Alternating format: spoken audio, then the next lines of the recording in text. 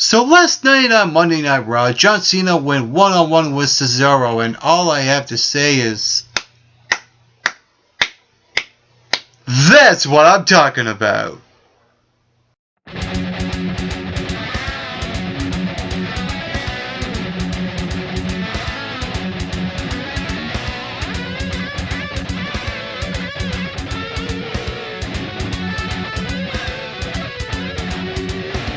Hey, what's up and how's it going, all MRBers?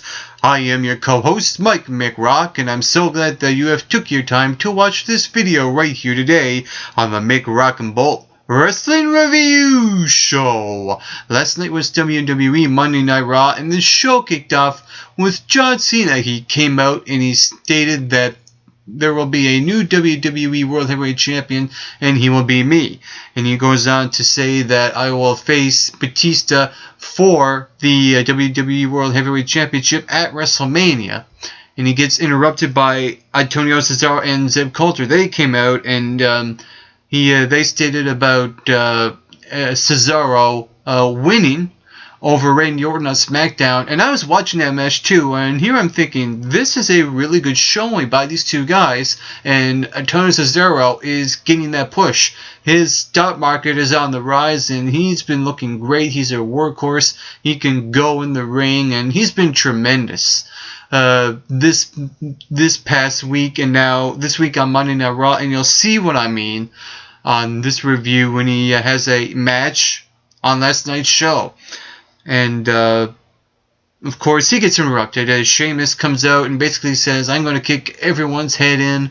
He gets interrupted by Christian. He comes out and says that he's going to nail the kill switch on everyone. Says he's going to beat up Sheamus. Talked about the miscue that happened on SmackDown. Randy Orton came out and pretty much what Randy Orton was doing was picking apart everyone in the ring. He was picking apart Christian, Sheamus, Cena, talking about how they will not win the championship and I will retain the championship. And we get Daniel Bryan. He comes out and he brings up the importance of the chamber match and how it's important to the road to WrestleMania. And he gets interrupted by Kane. He comes out and says that he's in charge of the show. Now, what does he do? He makes a couple of matches. We already know that Sheamus will face Randy Orton. He makes a match between Antonio Cesaro and John Cena. He also makes Christian versus Daniel Bryan, which comes up next. And now, there's one thing I didn't like about this first segment. To me, it felt really rushed. You know, it was like, okay, how can we get all of these 6 guys into the ring in this 10 to 15 minute segment? So it just felt like, okay, one guy comes out, he does a speech, another guy comes out, does a shorter one, and every time someone else came out, the promos kept getting shorter. To me, overall, this felt really rushed. It just, you know, it was like being in a cluster, and basically what this done was to promote the Elimination Chamber match. To me, it's not the most interesting match I'm looking forward to. I will get into my prediction video soon. You will see that. And I'm going to do something different for that video. You'll see what I mean when I do that. And I think the one thing that I did like about this first segment is that at least the Authority and Randy Orton wasn't the people that kicked off the show. Yes, there was Orton, but there was the guys in the chamber match that started off Monday Night Raw. And like I said, at least it wasn't the Authority coming out and Randy Orton interrupting, or the other way around, and where they can't even make up their minds whoever's a heel or who's a babyface. So at least Raw is giving us something different to start off their show. That's the one thing I did like that came out of the first segment on Monday Night Raw.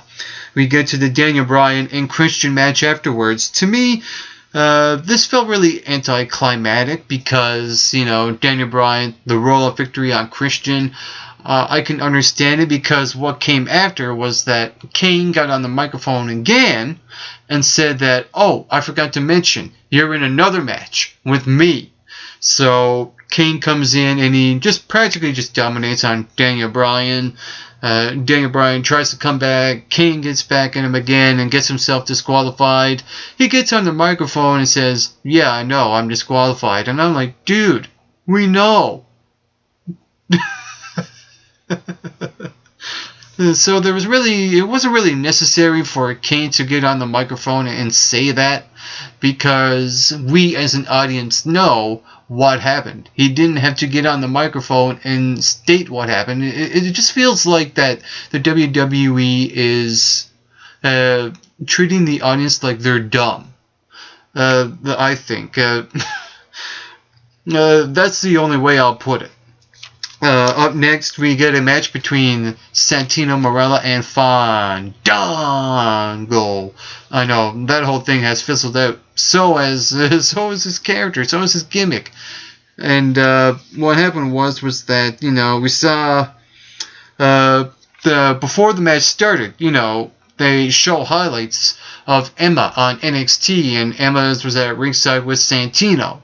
And the way they're promoting Emma was like, oh, they're actually showing what she could do on NXT, but wait, they're putting her in a supporting role on Raw. WWE, what in the blue hell are you thinking, putting Emma in the back so she won't showcase what she could do in the ring? Seriously, come on, do something with her. Put her in the ring with an AJ Lee or a Tamina or Natalya to put on a good match. It's not that hard. And at the end of this match, we saw Fandango get the win from Santino Marella when Santino was about to kiss Emma. They were about to kiss, and Fandango capitalized that and pinned him 1, 2, 3 in the ring. And to me, this was like, oh great, here we go again. Another recycled storyline with Santino in love with someone else. They've done it with Beth Phoenix. They've done it over and over and over with Santino. It just feels like that the WWE is not doing anything different with Santino, even though I like comedy in wrestling. It's just that they should do things different in that area. That's all I gotta say about that. I know, you heard me flipping through. If you don't know, I take notes. The matches, the things that happen when I do these reviews. So let's get into another topic. To me, this was one of the top 3, in no order, highlights on Monday Night Raw.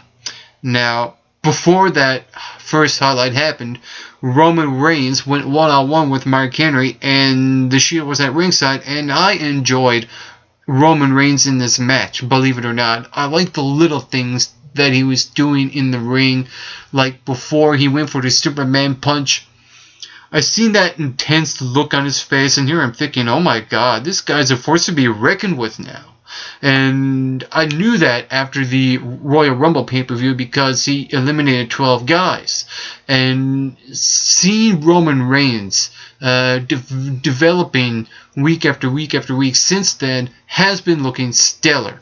And Roman Reigns beating Mark Henry does that as well. A clean win on Mark Henry, and I think that, like I said, Roman Reigns has been doing a tremendous job when it comes to coming out on his own. After the match, you saw Ambrose, attack Mark Henry. They're all ganging up on him now, and basically Ambrose throws Mark Henry through the steel steps. He's trying to prove something to Roman Reigns, and Roman Reigns is in the ring like, dude, what are you thinking? Well, what do you have to prove? So that's what was going on with the Shield. It's Dean Ambrose trying to make a statement to Roman Reigns that I'm the dominant guy in the Shield, not you. So you could feel the tension between those two guys, more importantly, and Seth Rollins is the peacemaker, so you kind of expect Seth Rollins to be the one to say, I had enough of you two, I'm going off on my own. something like that could happen at the Elimination Chamber pay-per-view event. Now my brain is starting to work here. So something like that could happen. It's a bit of a long shot, but I think what the WWE wants to establish is the friction between Dean Ambrose and Roman Reigns. After that match happened, you saw the Wyatts up on the screen. Bray was singing. They were doing their creepy promos, and everything is, going great here now. And basically, Bray Wyatt says, "The Shield, you're in a war that you've already lost." And to me, I'm thinking, pretty much, because I can see the Wyatt family lose going into this 3-on-3 match at the Chamber pay-per-view. I just can't. It's not processing in my mind that the Wyatt family is going to lose.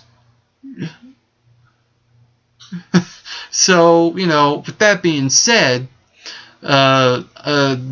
that's probably what's most likely to happen. And like I said, I'll do a prediction video very, very soon, and you'll see that. And what happened was that another standoff happened. If you thought the standoff with those three, with those 6 guys was great last week, it was greater this week because I loved how they got closer this time. You saw the Shield and the Wyatt family actually in the ring this time.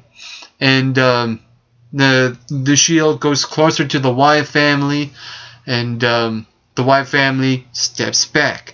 The tension is building. I think WWE is doing something great when it comes to the build-up between these two teams, and to me, that's the most interesting match that I'm really looking forward to going into WrestleMania. Also, we saw 2 matches. 2 of them back-to-back. The first one was Jack Swagger versus Kofi Kingston. Cheap momentum for Jack Swagger. And then we saw Big E Langston versus Jinder Mahal and Drew McIntyre. 2/3 of 3MB. And here I'm thinking, just okay. And really all this was to help build up the Intercontinental Championship match. At least they're trying to build this up somehow, some way. But to me, it's just not resonating. And I think the fans as well, while they're watching, it's just not resonating as well. I heard some CM Punk chants throughout the show, and I'm like, really? You're chanting a guy that pretty much walked out on you, even though I get that you support them, but still. Chant for the people that are actually on the show, please. That's all I ask. So I think that, at least they're trying with the mid-card stuff. It's just not cutting out. There's nothing special happening with the mid-card level when it comes to the superstars in the WWE, and I think WWE needs to do something. I'll give it to you this way. You put peanut butter and a jelly on a piece of bread. It tastes really good. But when you take out the jelly and the peanut butter, it's bland as hell. That's how I describe the mid-card right now. It's just not cutting it. And like I said, I don't know what the WWE is going to do at this point. I mean, they really something needs to happen with the mid-cards. And I'll just leave it at that. What happened was that Big E got momentum, and Zeb Coulter was pretty much talking throughout that match. And that was pretty much the only thing that was holding up the match. Because, to me, just the in-ring action, the atmosphere of the in-ring action wasn't really... I wasn't feeling it. So, Zeb Coulter talking throughout that match, to me, was the only thing that saved that match. Moving on to what I think is a really good candidate. Even though it's really, really early in 2014, I think this match should go down as match of the year. And I'm talking about the John Cena and Antonio Cesaro match. Oops, I gotta say Cesaro, because WWE dropped his first name because they feel like it's a name that doesn't sound tough. Really? That's the worst excuse I ever heard. You know what? You could have come up with something better, like Antonio Cesaro is a bit of a mouthful, so we'll just stick to Cesaro. I would understand that. But not tough? Really? Come on. Have you seen this guy? So anyway, moving on. Yeah, I think that, to me, that was an incredible match those two put on. And I know a lot of people say, oh, that was all Cesaro. Cesaro was carrying that match. Remember, it takes two to tango, and John Cena, I think, really held his own in that match as well. Those two were going at it. That was pretty much a fight and a grappling test as well. And I really enjoyed the heck out of that match. I understand that after that match, there were a lot of standing ovations in the locker room. And yeah, that's what I'm talking about.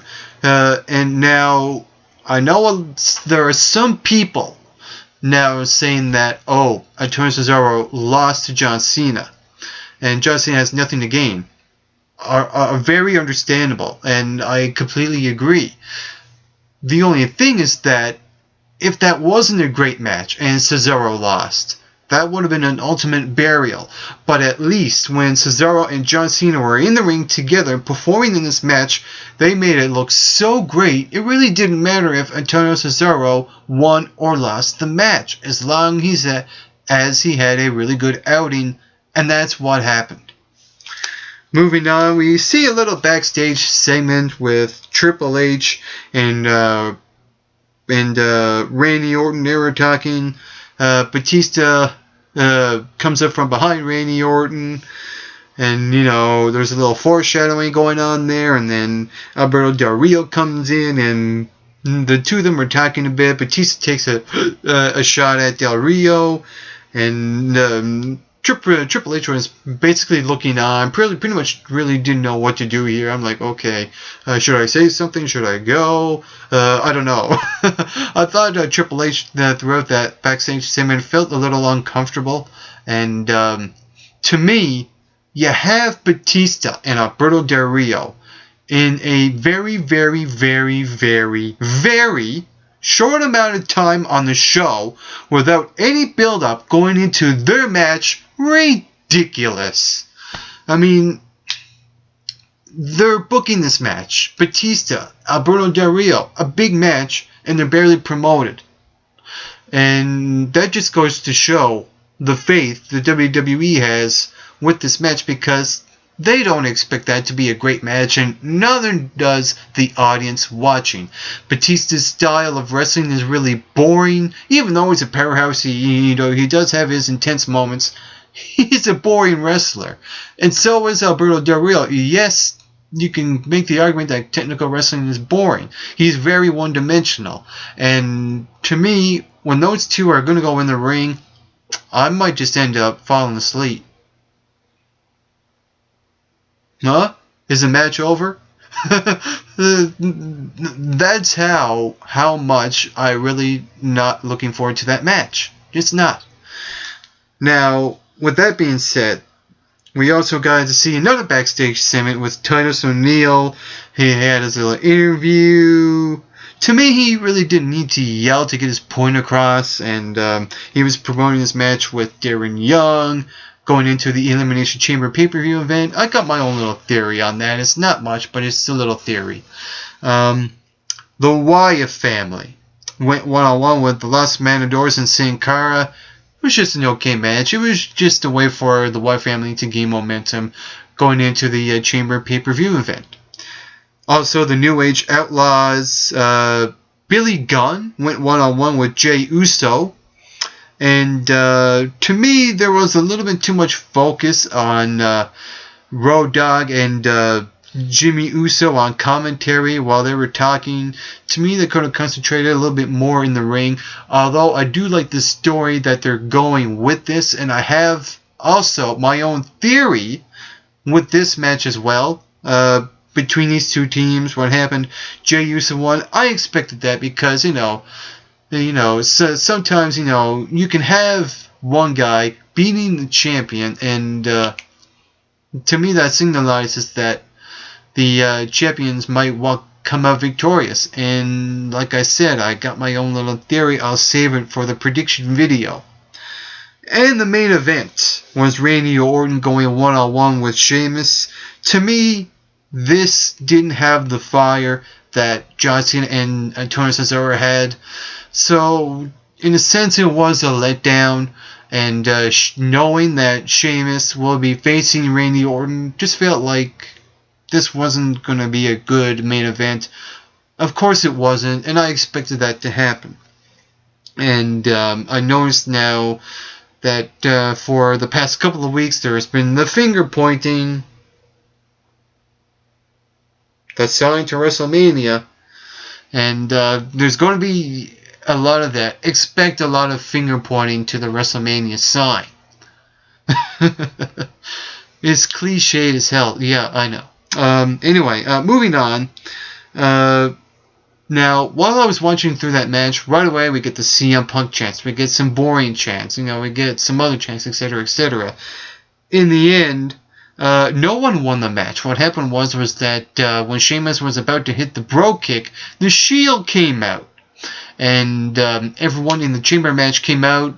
The Wyatt family came out. They were standing up with the Shield. And then they start fighting. I'm like, oh, great. Now it's ruined. But the more I think about it, here I'm thinking, okay, they only actually teased a little bit of this fight on screen. Different story when you're actually there in the audience.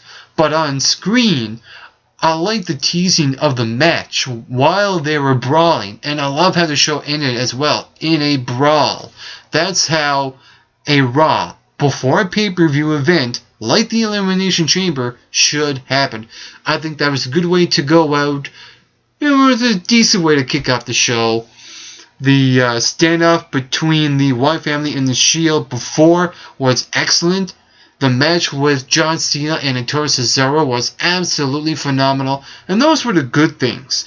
But overall, this show also had a lot of negatives that I pointed out, like the Santino Marella versus Fandango match, the Jack Swagger, Kofi Kingston, Biggie Langston, and 3MB, as well as the build-up with the Batista and Del Rio. Lack thereof. So there were a lot of not so good things that happened, but there were also some positive things as well. And with that being said, overall, it was a decent show throughout. And if you saw the show, what did you think about it? Comment below and let me know. And also, you can follow MRB Wrestling Reviews on Twitter. Subscribe to us on YouTube and like us on Facebook. And on a final note, get plenty of rest and always do your best.